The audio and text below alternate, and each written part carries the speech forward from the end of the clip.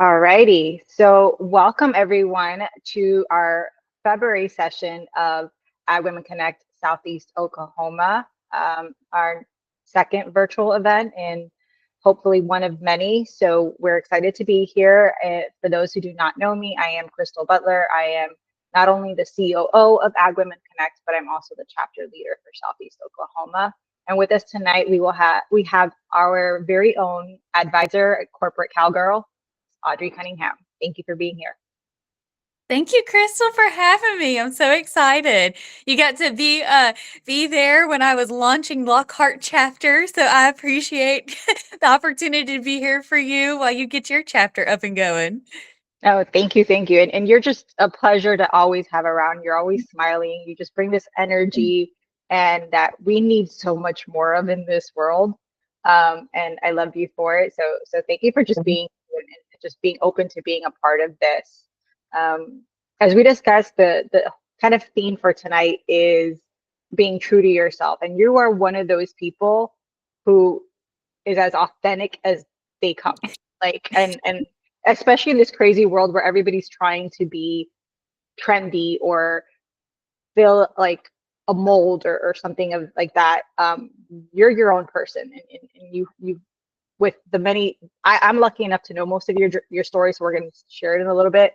But the fact that through all of it, you've just maintained your authenticity, your truth to who you are, and nothing's pushed you down. I think that's admirable.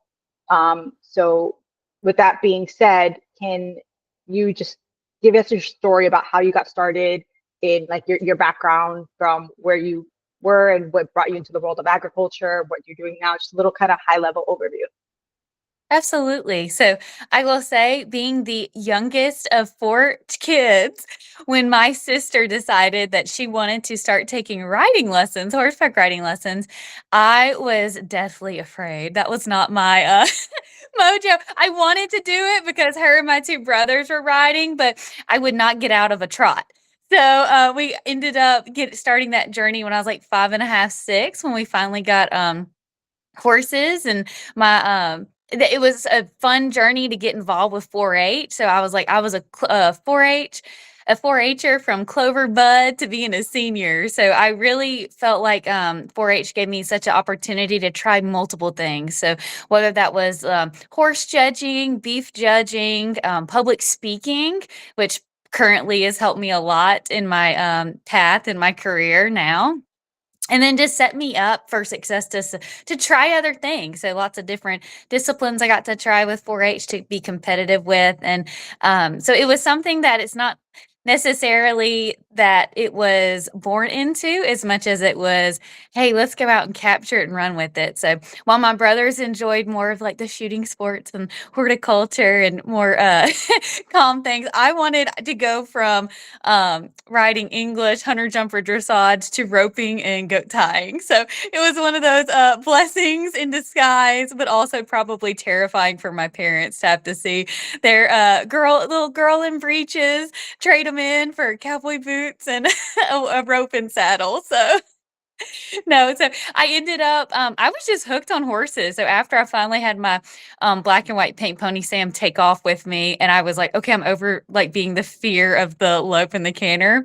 I was like, all right, let's go. So I've always been hooked on it. I've loved just having the consistency of just feeding them every day, cleaning stalls. It's just something very grounding, having that stewardship. So I've wanted to make my life that I never had to give up my horses. So through college, I made the decision to go to a school that I could college rodeo and keep my horses. And I've lived in places that I would be able to have my horses.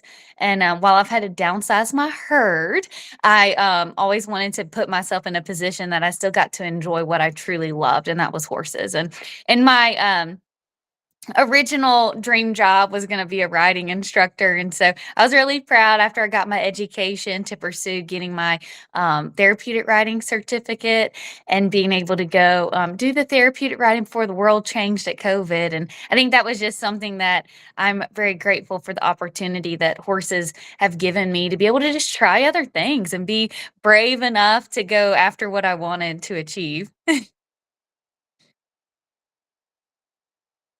Oh shoot, you're on mute. Oh no. Thank you. Yes. I love it. And the fact that you were able to get over that fear and that fear turned into a passion is pretty cool. Like many people, they get stunted by their fears, and now for you, it's like, oh, this is my life. And you love your horses. I do. They're your babies. Like your Yes, pictures of them, and it's just too cute how you showcase them. I guess. And so, what are you doing now as far as work goes, and like how have you transitioned from into that kind of realm of what Yeah. you're doing? Yeah, so I will say I've always known I wanted to go get my master's degree. So once I did not stop in college, I got my bachelor's and my master's, and I got my MBA in business with the marketing background. I chose not to have ag on my degree. I wanted straight business because I knew I was so heavily involved personally that I wanted an education separate from that. So I will say that was a deliberate choice for me.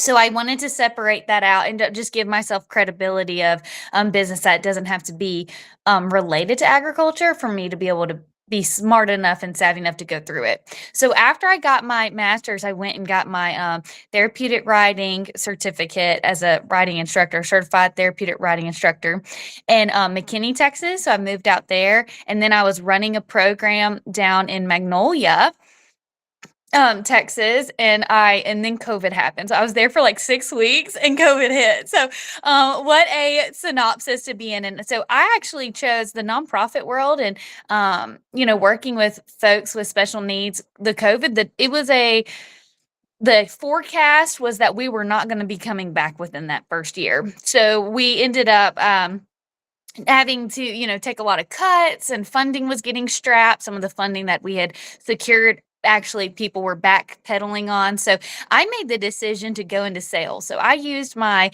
equine knowledge, personal hands-on knowledge, and my education, and I stepped into sales. And so I was selling equine fly sprays and horse supplements and even rat poison for this brand. And I did that, and I covered Texas, Southern Louisiana, Southern Mississippi, and I really enjoyed breaking into sales. One, it gave me the autonomy that I liked in my job, as well as I really enjoyed being able to call on those independent retailers and just enjoy to see what the different areas and different regions. I just felt like I got paid to go tour my favorite part of the country, and that's the South and Southeast. So I really appreciate that. And then when I got ready, I was kind of at a crossroads with my career, of realizing that if I wanted to make more money, I was going to have to make a jump. So I went to a farm equipment manufacturer, and so then I was there for a while, and then I was felt confident in my skills and abilities, and now I stepped into the construction industry to get that step up of just having that. Now I have a significantly smaller region that I cover, so I am able to be home and rope more and have more of that work-life balance that I think everybody needs to. So I really appreciated the opportunities in my previous employers to get that experience and just pound that pavement and get used to selling. And so now I get to present to architectural firms and call on contractors about projects that are being specified. And so I really enjoy my job now for the balance that it holds, and also just the financial bump that it's able to afford me, the lifestyle that I'm striving for. I love it. And in that transition and the moves that you've made, how has your experience, 'cause you said you kind of took your equine experience into it. How has the rodeo background, the roping, all the things that you've done, how has that been applicable to your career changes? Like, because somehow everything applies in some way. What did you learn from it that you can now apply in your career? Yes, I will say being a rodeo girl, that actually helped me in sales. In one, route planning, when you're trying to get 3 and 4 rodeos in 2 days, and you've got slack or perfs. And for me, it was like hardcore appointments or hours I had to meet with buyers, and then mapping out efficient route planning to be able to see everybody and go achieve what I wanted. So I will say hardcore rodeo folks exceed in sales, knowing that that way they can actually do the job. You can drive, you can be tired, you can eat gas station food. So I will say I think it prepared me for being that road warrior. While also I will say it doesn't matter what industry you're in. So I've been happily shocked and surprised about how welcoming the construction industry is. And when I wear my belt buckle and people are like, oh, like, I used to rope, or hey, I bulldogged in high school, or I've got horses, and my horse was actually an old pickup horse from rodeo. So I love that it just opens up conversation immediately. And I think that's something that people don't realize. And this was just in sales. One, you've got to dress for the job, right? You've got to be able to be open. But I also think it is so important to be interesting and have something to start a conversation. So for me, for whatever reason, wearing my belt buckle will always spark a conversation. Somebody has something to say about it, whether they want to find out what I'm doing or they have a story of their own. And it just instantly bridges that gap of you want common ground.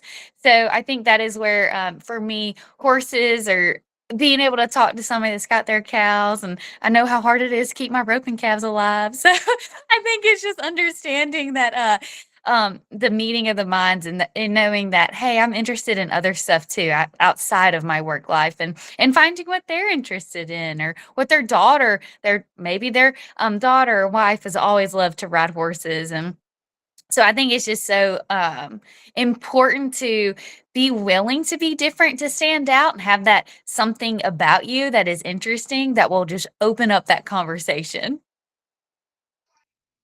I love that. And I think the fact that you're approachable helps that too, because you definitely are. Um, and kind of going into like that, it's going to segue to the next question is, have you ever felt pressured to conform to like certain societal or industry expectations? Like, how did you navigate that? Have you ever felt that pressure to not be you?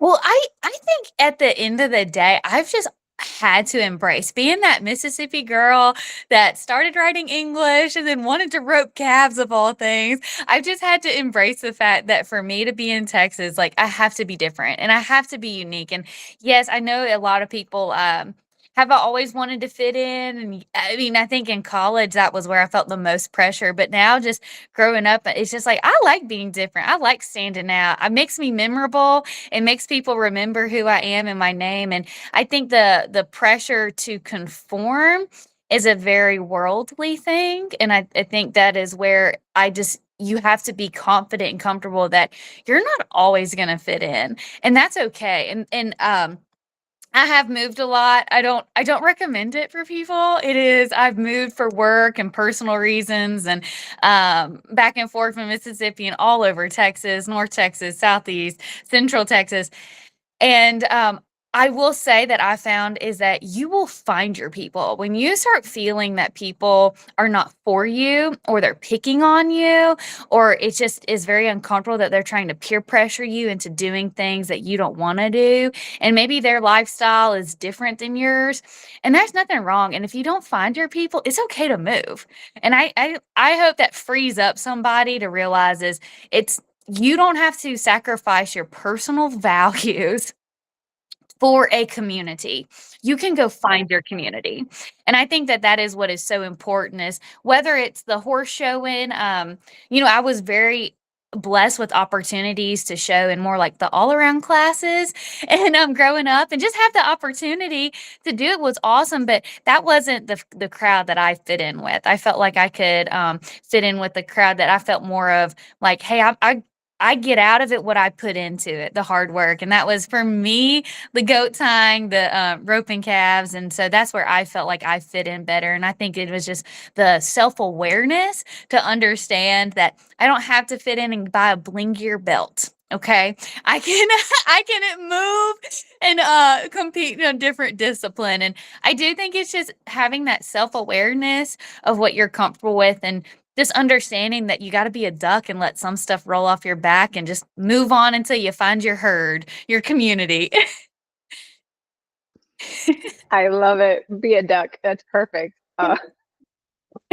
It's so cute. All right. As far as challenges that you've faced, what have you faced any challenges in the fact that you hold true to who you are? Has there any been times where anybody's told you, no, tone it down, you need to be more professional, or you need to be this, or you need to be that, where you've kind of had to stop your authenticity of self? Well, I will say, I think sometimes it makes people uncomfortable. So when I post, like through work and travel, I would post my, displays, product displays, what I'm doing. And some people, I think, felt like it was one, a little threatening to their positions, that they weren't putting themselves out there and advocating for their customer, two, the end user, and three, the company itself. And it was making them uncomfortable with it. And I think for me, it was just understanding that, hey, I love sharing what I'm doing. I have nothing to hide. I want to value and be a valued member of the company or the team that I'm a part of. And I'm happy to share that with what I'm doing. And I think it is definitely being faced and being tactful in conversation with others, that they might not like what you're doing, but hey, put on your cowboy hat and go. It was so funny going to trade shows that people wouldn't like it when I would wear my cowboy hat at work events, because then they felt pressured to wear it themselves. And it cracked me up, because it was like, I'm wearing it because I love it. Like I love my double R felt cowboy hat. I think it looks sharp with my blazer, starched jeans, sitting there at the trade show. And it cracked me up that I would get feedback from other people that it made them feel like they had to step it up and dress, because I would stand out and people would be, one, interested, come up because of your hat shape. It always surprised me where people would come ask me what either event that I competed in or where I was from. And I love it. I think it's just part of it. You got to embrace that who you are and what you want to be and what you want people to know you as out in the world. No, I love that. And the fact that, people are like, oh, now they feel like they need to step it up when you're just being you. You're just like, this is me. I like my hat. I want to wear my buckle and my hat, and I'm fine. That's my personality. I'm owning it. If you feel triggered, that's on you, you know? Yes, absolutely. Exactly. I love it. So you started saying that how you share your displays and stuff. Mhm. I'm assuming that you mean like on social media. What role does social media play in your journey, both personal and professional? Absolutely. So I will say, like, I mean, my family is not out here in Texas. This was a decision I made when I was 19 to come move out to Texas. And so to stay connected with my family and extended family and friends from back home, as also as friends all across the state of Texas that I've met over throughout the years, I just like sharing what I'm up to, sharing what I'm doing. And then when it comes on a professional standard, I really felt like it gave me more credibility to find new dealers, new customers, new accounts. When I would share with people what I would do for my businesses, so that who would allow me the opportunity to either do lunch and learns or presentations or build displays and do some product knowledge. And I always appreciated that. And that was free to them. It didn't hurt them. I would do the work to build the displays and take the pictures and merchandise. And I took it out of my own time, um, calling on those accounts. And I will say it exponentially grew my career. It could accelerated just the awareness of, hey, my people want to do business with people they like, hands down. So if it would get me out in front of eyes and let people have the awareness of what products I'm selling in other places, people would happily go pick it up. So I will say I do have a role with in Western Apparel, a Vexel brand, and I've always appreciated the people that will send me messages about, hey, I saw Vexel at this event, or hey, I saw it at this store and I picked up a shirt. And I think it just means so much when people are aware that there is a face behind that product. Um, and I think it just means so much to have it on the social media, because it just gives you that credibility that people when they Google something, they're looking for it in that search bar, and that it pops up, and that there's a real person behind it. Actually, I never even heard of Vexel until I saw you posting it, and now I'm like, I follow them. I love their apparel, and I'm like, I need that hat. Still haven't bit the bullet yet to buy one, but they do the trucker hats, and that's the thing I like. Some people like the cowboy hats. I like the trucker hats, and they have some really nice styles. So thank you for always just sharing it. So yeah, when it comes to being a woman in agriculture and in the Western industry, what advice would you give to young women alike and older as well, who feel torn between trying to fit the molds that society puts on us or that social media puts on us and staying true to who they are, just like you do? Yeah, I will say being a woman in ag and even like for my sense of like being a woman in outside sales, it's a minority. You're not you feel like you have not earned your spot yet. And I'm just here to tell you that have. You have a place in this agriculture industry, and you have a place in sales, and you have a place in your career that don't make it make any let anyone make you feel like you're less than just because you're a woman. You have a different skill set, different perspective, and different ability to be able to see beyond what the male counterpart can and be more strategic with it. And I truly believe women are more resourceful at the end of the day.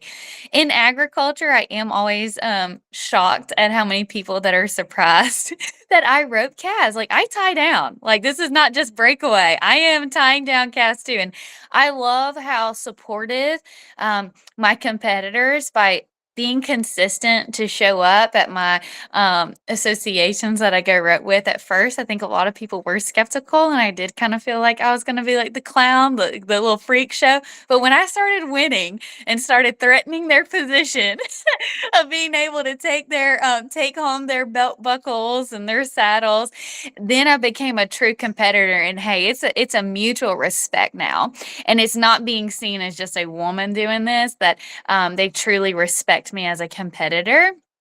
And that means so much to me that, hey, that we've looked beyond just our gender, essentially. Just that, hey, I can still compete too. I've worked hard. And hey, they've seen me drop my slacker on my foot and flip upside down and get up and then have to go run and flank my calf in time anyway. And they've seen me draw a big old big calf that triple weight of me and just get drug around, and then they're just like, you know what, girl, like I'm not even sure I could have got him down either. And it's just that mutual competitor. I just think it just translates so well in just the industry as a whole, that if you're willing to show up and you're willing to do the work and you prove yourself, you will be respected in this position. And just don't let that initial fear stop you, and the initial doubt from other people stop you from hey, being your own path and living out your purpose on this earth. As odd as it might be. I love it. On that note, looking ahead, how do you hope to influence other women in their journeys, and considering you went from fear to passion to now taking it and creating your career and using it, and still behind it all, you haven't changed who you are, you haven't been impacted. So how do you hope to influence as a leader in this role? I hope to just show that to these other women out there to not be afraid to just do it. So I had no idea what it would be like to be in outside sales. I know some people have a fear of traveling, a fear of being gone, or fear of going to Laredo, Texas, or down to Corpus Christi and back, or even Baton Rouge, Louisiana. They would never do that. They would be so scared to drive 300-400 miles a day and be away. And I just hope that what for my journey to be a testament of you can do this. I didn't know what it was going to be like. I don't have anything special about me or about in my vehicle. I don't drive around in a tank. I mean, my car is a car and a truck's a truck. I mean, it runs. So there's no fear in going out and doing the work. And I know, especially on more of like the agriculture and even like maybe more zeroed into like the equine world, that these men are welcoming for you to be a competitor to them and step up and to be an elite athlete in the rodeo industry, or even just a and the best of the best professional horsewoman. They're willing to support you. They want to they want you to prove that you're not going anywhere, and that whatever they do in terms of helping you or give you feedback or support, that it's not wasted time.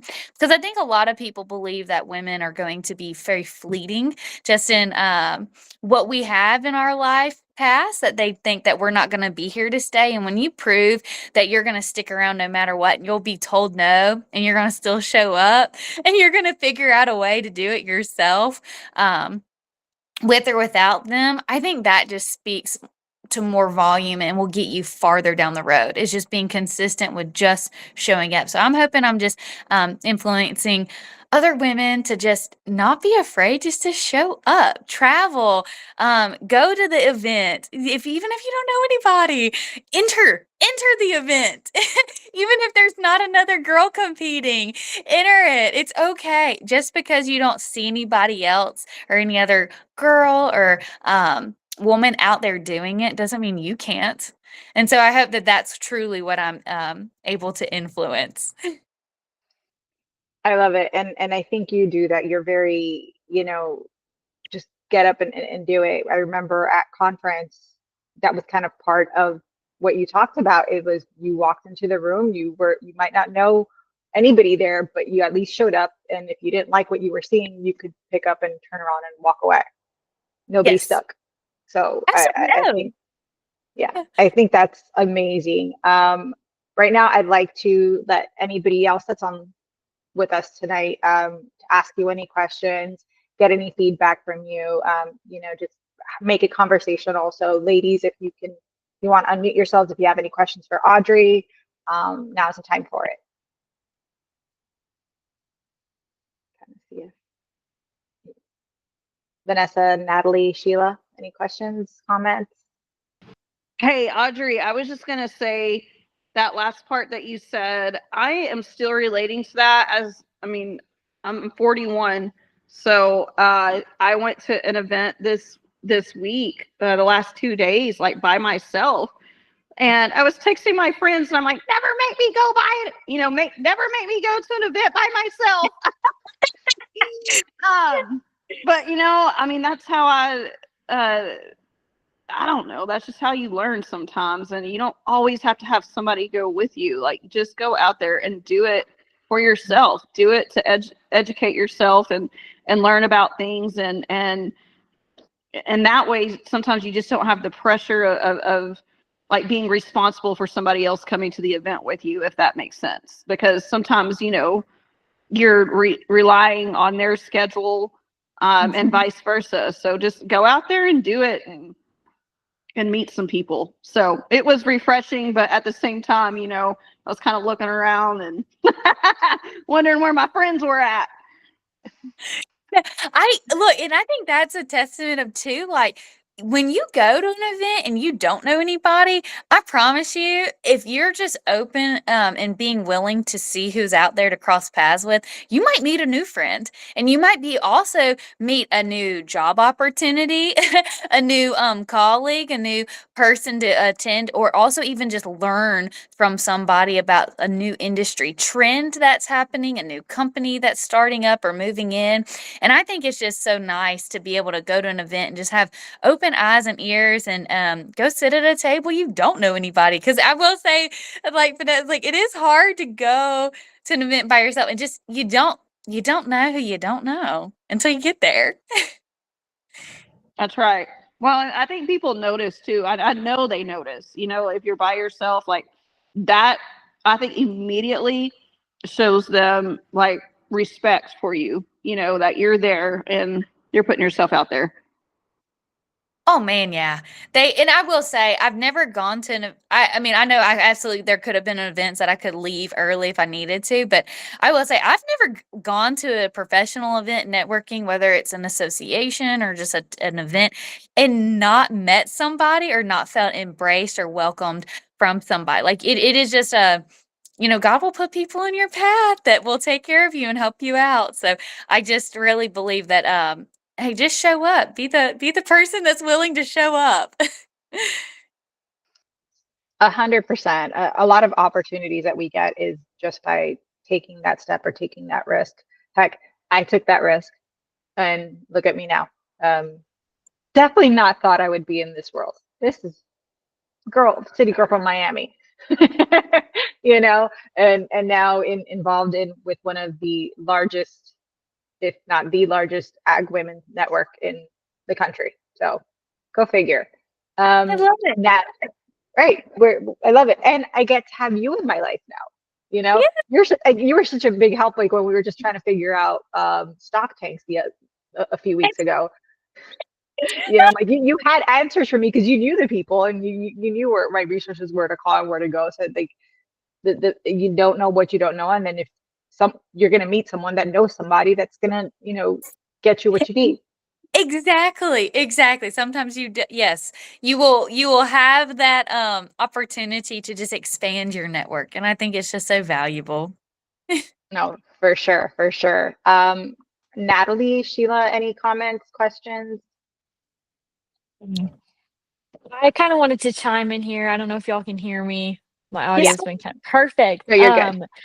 So one of the reasons I wanted to hop on here, I know it's Southeastern Oklahoma, but just because just being true to yourself, I've kind of been struggling with that a little bit. And one of the things that I've been struggling with recently was, and I'm a first gen in the industry. I don't know how many of y'all know that. So I kind of grew up in probably Crystal shoes for a little bit. And recently I'd kind of felt like the industry didn't want me here. And I'm just being completely honest. And um and I'd been struggling with that because I was dealing with kind of the pressure like y'all were talking about, and I really resonate with that, and just dealing with people and trying to make sure I fit in here in my career and college life, which sometimes the culture can be a lot. And I recently went to CattleCon in San Antonio, and I was working under a company that I never met in person before. And I just have to say that convention answered my question whether or not, because I was just struggling with that. I think all first gens struggle with imposter syndrome sometimes. It's completely natural. And when I went to that convention, I ultimately had to put myself out there, even waiting to get on the plane and just meeting people, and it answered that question that the industry does want me. Like, it was this beautiful reminder, and just I don't know, I felt like it connected with being true to yourself, and I really felt like I was able to do that there. And it was so funny. I met quite a few just cowboys from all over the place. They're all ranchers, and I didn't really know they were big people at first, but I'd meet them just waiting for my flight, just sitting there, and they'd see, oh, my sweatshirt says the 4 6s on it, right, from going with y'all. And you just meet people that way, and it was a big reminder, mentally, physically. Anyways, I just love what you talked about with that, because I really resonated with that past couple weeks. But yeah, so I just wanted to share that. Go to CattleCon if you can. You're in the cattle industry, it's like life changing. So but yeah, just wanted to put that out there. I love That's that, Natalie. awesome. Yeah. I think it's so true of just, hey, you got to stick with it. You got to show up and have your spot. Don't be afraid. I think college is such a washout for folks, though, right? Like, there's who's going to stick through it after. And I think a lot of people hold their breath for individuals, especially if they're going to make their own path. And I think, hey, you did so good to just show up, stand out, and find your people. Now, CattleCon is incredible. I went to Orlando, Florida last year, and it's just like mind blowing how big it I is. didn't know that. It was, oh my gosh, it's huge, like 10,000 people. Such a blessing, and it was just a really great, amazing reminder. So yeah. Hang in there. Don't let anybody Yeah. stop you. It's just college is hard No. But sometimes, but it is. I couldn't get out of it fast enough. I do feel I you know that's on how I that. feel. That's how I feel because I was around all these people who aren't in it anymore and made the best of friends. But I was like, I'm still stuck here. So- No. but You'll no, it's going survive. great. Everything's okay. I just wanted to be honest there a little bit. So No, and that's great that you're being honest and you kind of noticed that and you found your space because not every I'm just gonna say this that the true part is not every space is gonna be welcoming because not every space is meant for you. Where Amen. you might be is not what might be meant for you right now, but that experience opened your eyes to connect with other people and realize I'm on the right path. I might not be in the spot that I need to be. It's kind of like my husband and I say is you have to be comfortable with being uncomfortable. right. And then you found out and you saw that you are in the right path that you're going towards. And now you are refreshed and renewed in your journey. And I'm so proud of you. You looked happy. Your smile was great. I saw your pictures and you were Oh, energetic. thank So you. you know, you showed Natalie. And that's ultimately all we can do is show ourselves, be authentic to ourselves, be true to ourselves, and the right people will come to you.